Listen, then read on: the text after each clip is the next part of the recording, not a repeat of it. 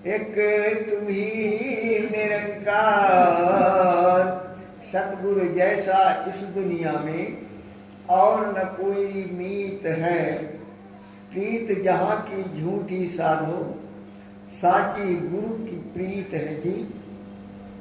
गुरु सत्संग जी प्यार से कहना निरंकार जी। सतगुरु माता सुदीक्षा सविंदर हरदेव जी महाराज की जय।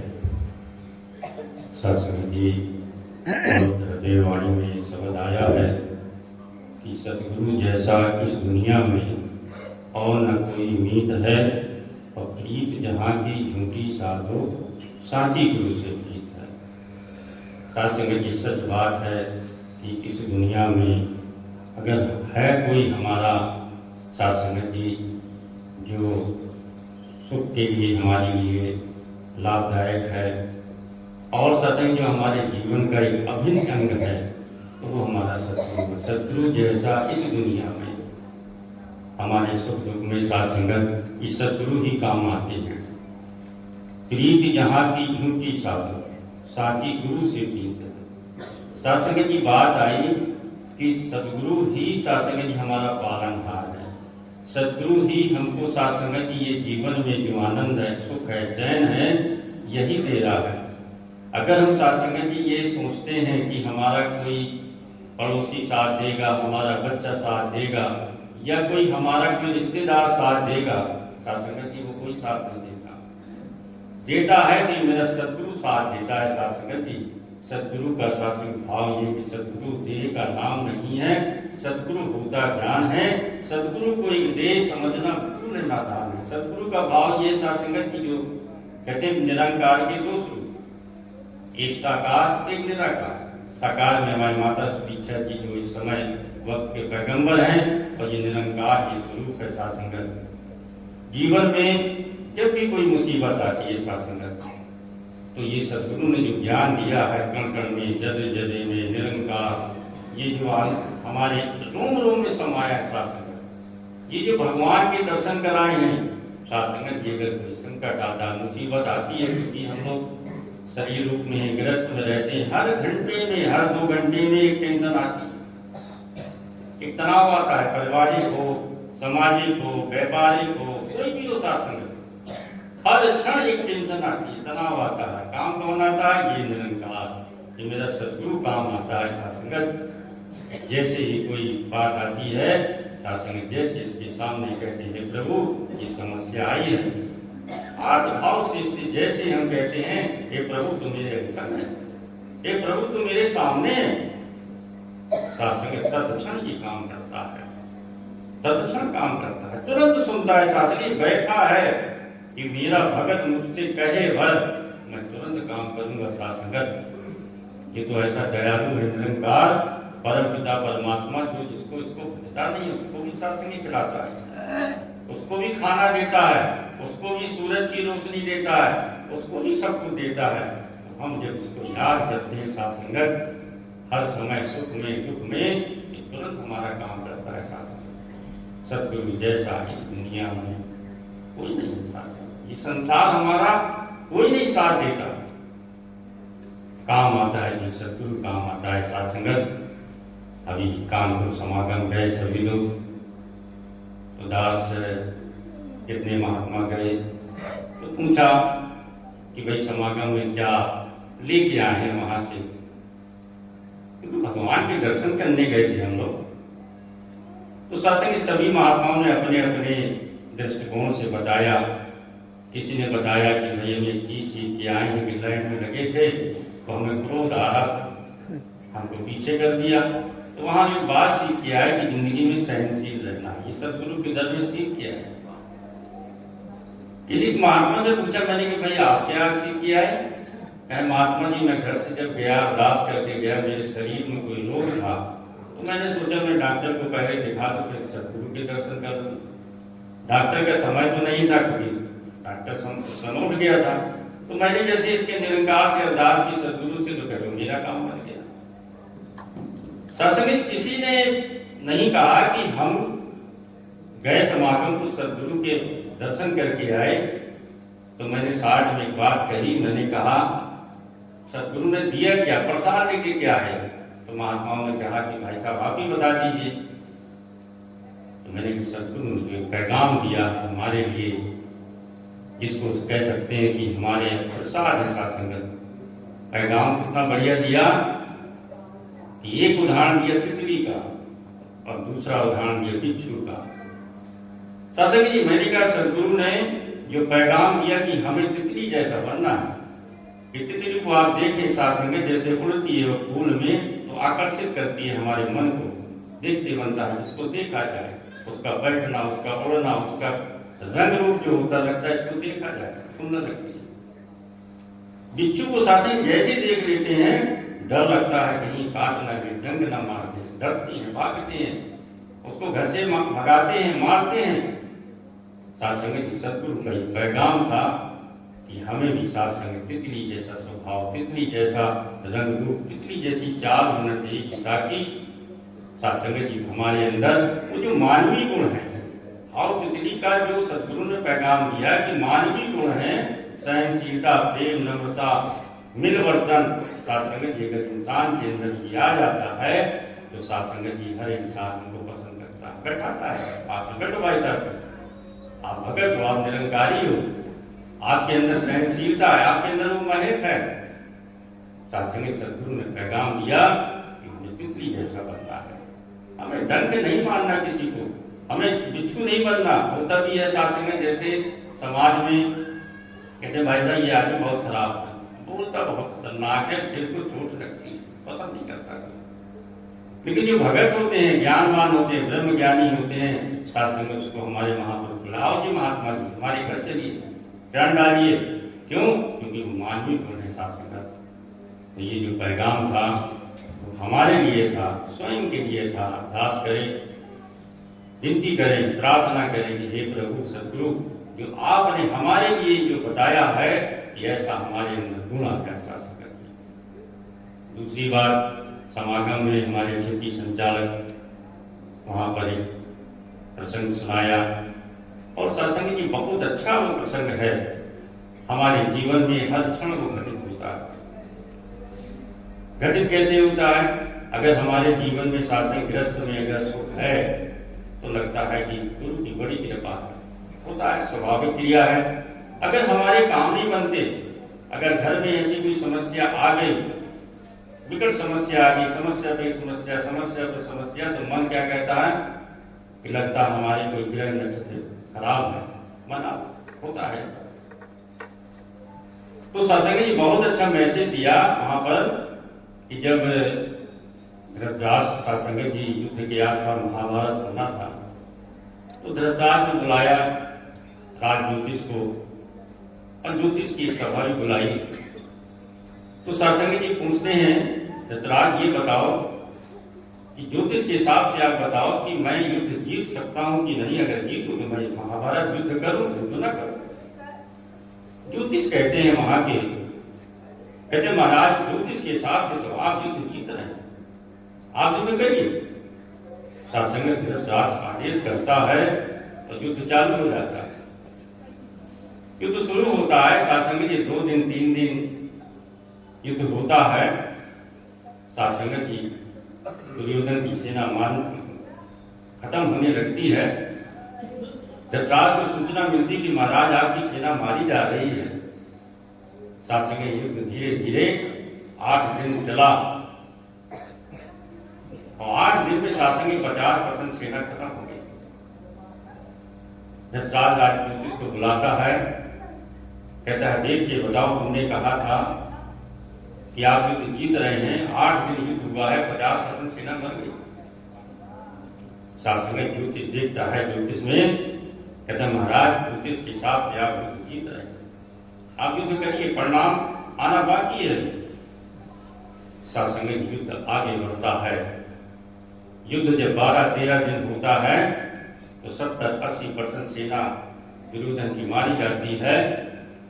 धृतराष्ट्र टेंशन में आता है, तनाव में आता है, बुलाता है ज्योतिष को, कहते देख के बताओ, तुम ये कह रहे हो कि हम युद्ध जीत रहे हैं और 80% सेना मेरी मर गई, 20% सेना बची है, आप देख के बताओ क्या हम युद्ध जीत रहे हैं? साध संगत युद्ध देख के बताता है महाराज, अब जो मैं ज्योतिष के हिसाब से बता रहा हूं कि अब युद्ध आप हार रहे हैं, आप हार रहे हैं। तो शासन दृष्टांत नाराज होता है, कहीं ये बताओ तुमने अभी तक ये कहा कि युद्ध में जीत रहा हूं ज्योतिष के हिसाब से, और अब ये कैसे हो गया कि युद्ध में हार रहा हूं?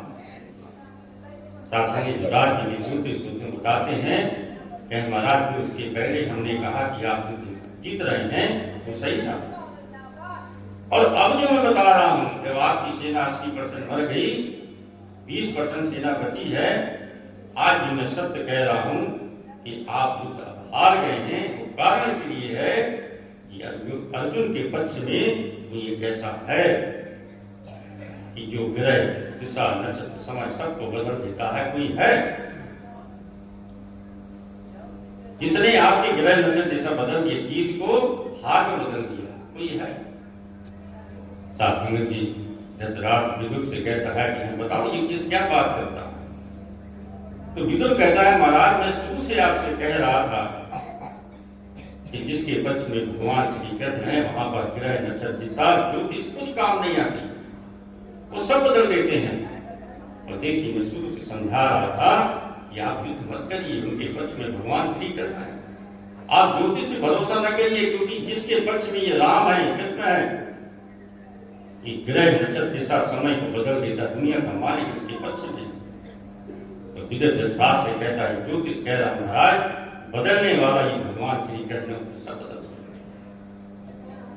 आप सभी जानते हैं साध संगत कि युद्ध अर्जुन जीत जाते हैं। साध संगत भाव कहने का ये है, एक बहुत बड़ी शिक्षा मिलती है इससे।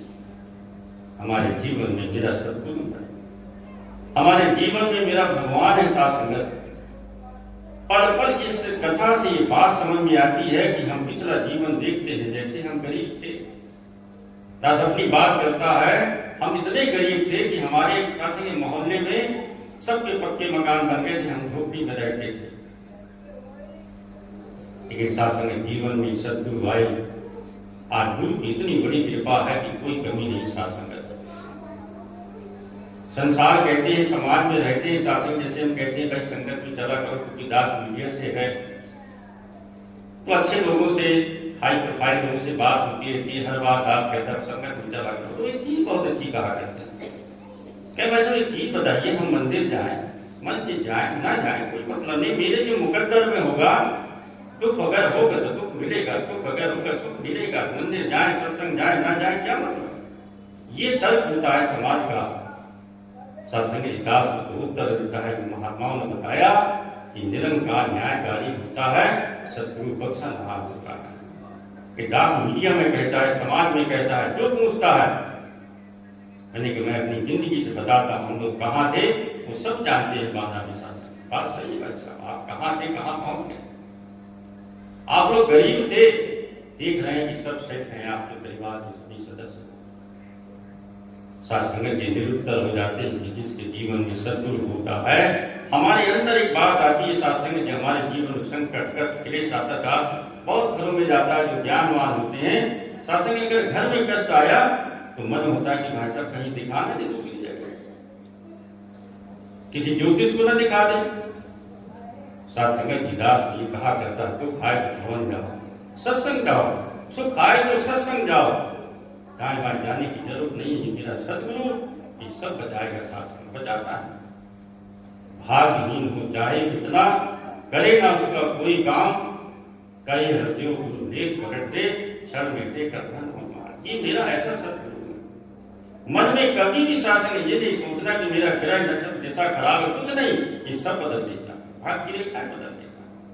बस हमारा फर्ज है कि निरंतर हम सत्संग आते रहे, सेवा करते रहे, सिमरन करते रहे, सत्संग ईमानदारी से करते रहे, कहीं दाएं बाएं जाने की जरूरत नहीं।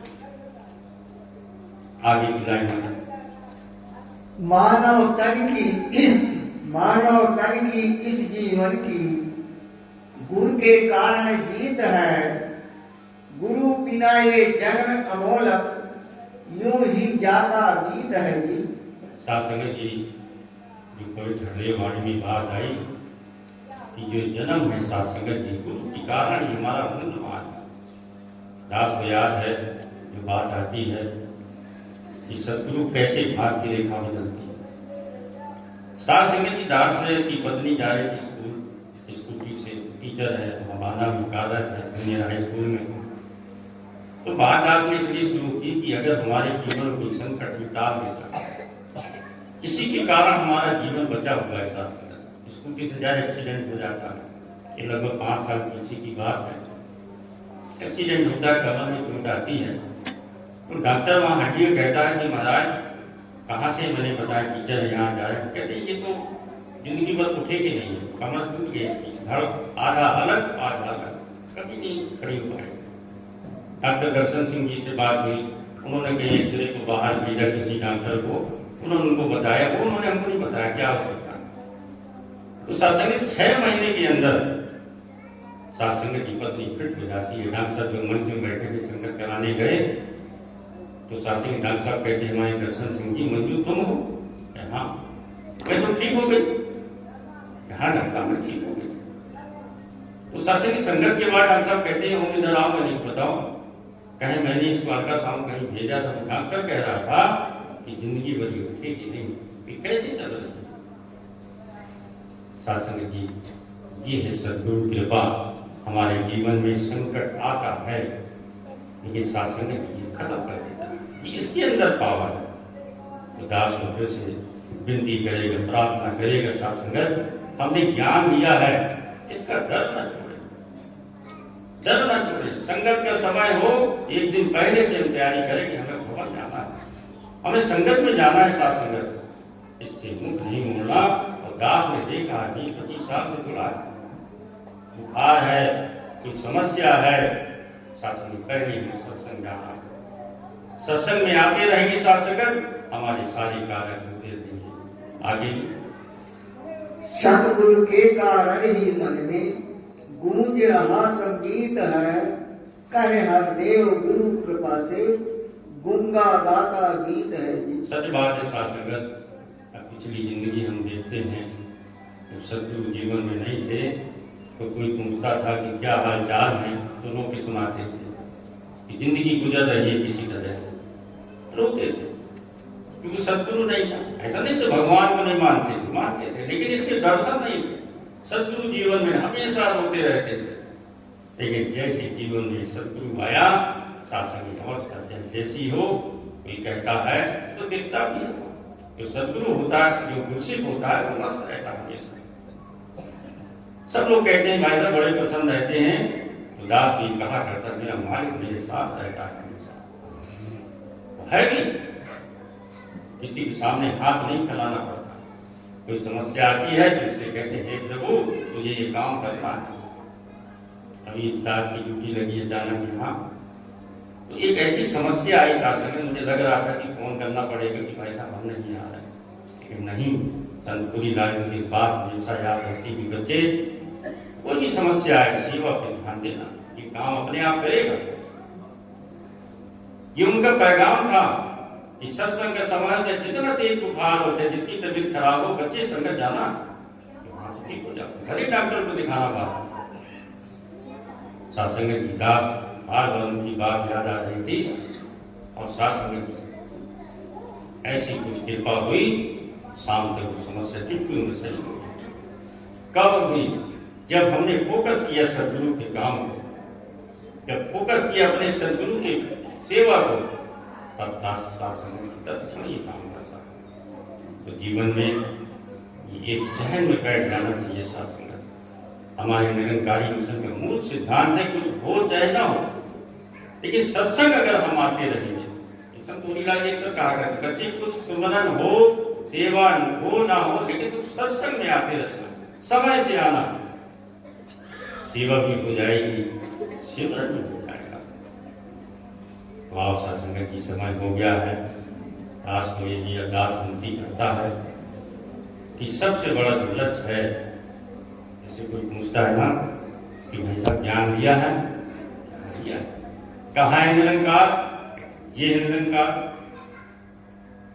और अगर दिल से पूछा जाए क्यों भाई ये बताओ कि वाकई में ये दिखाई देता कि नहीं दिखाई देता, तो हम इशारा तो करते हैं ये निरंकार, लेकिन हमारे अनुभव में नहीं होता शासन। इसका जिक्र इस बार की पत्रिका में आया है। इसके पहले की जो पत्रिका है, एक स्टेटमेंट आया किसी महात्मा का, तो प्रसंग ये है कि वो बाबा हरदेव सिंह जी के साथ टूर में जाते हैं, क्योंकि बाबा जी के साथ रहना, उनके खाने पीने का ध्यान, ये उनकी सेवा थी।